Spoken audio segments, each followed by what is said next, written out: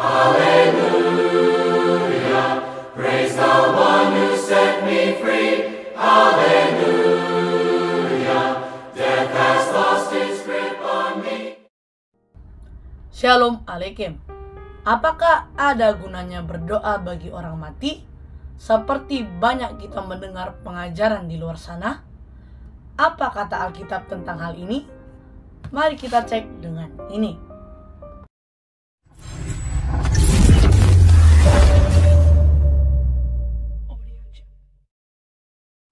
Perhatikan gambar berikut. Seringkali orang-orang yang telah kehilangan orang yang dicintai didorong untuk berdoa bagi mereka yang telah meninggal dunia dan untuk keluarga mereka. Tentu saja kita harus berdoa bagi mereka yang berduka agar keluarga yang ditinggalkan diberikan Tuhan kekuatan, ketabahan dan juga penghiburan untuk kesedihan yang dialami karena kehilangan anggota keluarganya. Tetapi mendoakan orang mati agar masuk surga? Tentu tidak. Alkitab mengajarkan bahwa keadaan kekal umat manusia di keabadian ditentukan oleh iman dalam karya penebusan Kristus. Efesus 2 ayat 8-9. Bila percaya dengan sungguh-sungguh, tentu akan masuk surga. Sedangkan bila tidak menerima pengorbanan Kristus tersebut, seseorang akan pasti masuk neraka selama-lamanya. Sekarang buka Alkitabmu pada buku Ibrani 9 ayat 27.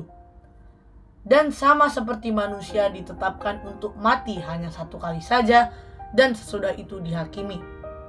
Setelah mati, seseorang dihakimi. Tidak ada kesempatan untuk meralat keputusan Tuhan. Yohanes 11 ayat 33-35 King James. Ketika Yesus kemudian melihat ia, maksudnya Maria, menangis dan orang Yahudi yang datang bersama dengan dia juga menangis, maka dia, maksudnya Yesus, mengerang di dalam roh dan bersusah hati dan berkata, "Di manakah telah kamu baringkan dia?" Dia di sini maksudnya saudara Maria yang meninggal. Mereka berkata kepadanya, "Tuhan, datang dan lihatlah." Yesus menangis. Yesus menangis atas kematian saudara Maria, tidak mendoakannya. 2 Korintus 5 ayat 1 dan 8. Ayat 1. Karena kami tahu bahwa jika kemah tempat kediaman kita di bumi ini dibongkar, Allah telah menyediakan suatu tempat kediaman di sorga bagi kita, suatu tempat kediaman yang kekal, yang tidak dibuat oleh tangan manusia. Ayat 8. Tetapi hati kami tabah dan terlebih suka kami beralih dari tubuh ini untuk menetap pada Tuhan.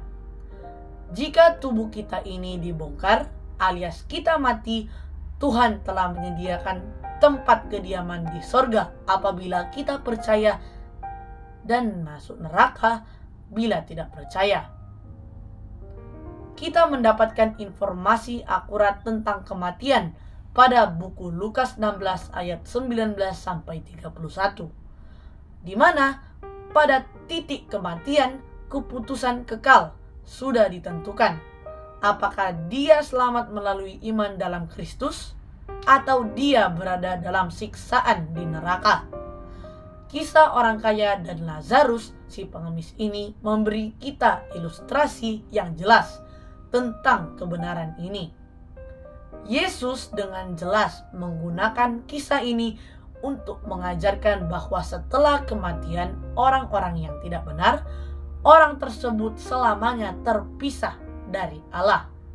Dan orang-orang yang tidak percaya ini mengingat penolakan mereka terhadap Injil selama masa hidupnya. Tidak ada rencana atau rancangan keselamatan setelah kematian. Sama seperti manusia ditentukan untuk mati satu kali saja, dan setelah itu untuk menghadapi penghakiman. Tidak ada perubahan status keselamatan seseorang yang dapat dilakukan setelah kematiannya, baik oleh dirinya atau melalui upaya orang lain. Intinya adalah bahwa kita masing-masing hanya memiliki satu kehidupan, dan kita bertanggung jawab atas bagaimana kita menjalani kehidupan itu. Orang lain sering mempengaruhi pilihan kita dalam hidup, tetapi pada akhirnya kitalah yang harus memberikan pertanggungjawaban atas pilihan kita tersebut. Setelah hidup berakhir, tidak ada lagi pilihan yang harus dibuat.